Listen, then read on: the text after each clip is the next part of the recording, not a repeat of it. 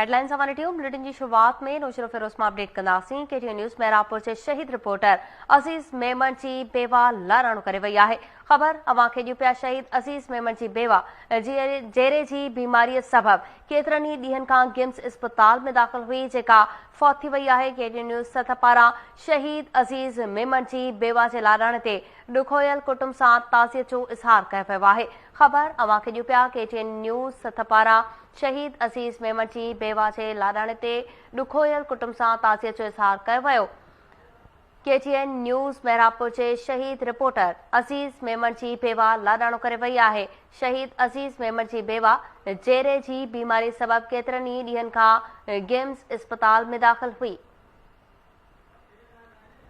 Update कयूं पिया अवां खे केटीएन न्यूज़ मेहरापुर जे शहीद रिपोर्टर अज़ीज़ मेमन जी बेवा लाडाणो करे वई आहे।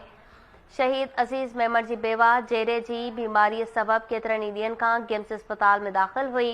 केटीएन न्यूज़ सथ पारां शहीद अज़ीज़ मेमन जी बेवा जे लाडाणे ते ॾुखोयल कुटुंब सां ताज़ियत जो इज़हार कयो वियो आहे।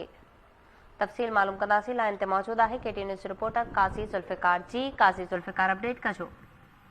जी बिल्कुल, काविशी केटीएन न्यूज़ मेहरापुर जे शहीद रिपोर्टर शहीद मेमन जी बेवा नजमा जेका लगातार बीमार हुई, तकरीबन 10 ॾींहनि खां गिम्स गंपत में दाख़िल हुई, उहा अॼु लाडाणो करे वई आहे।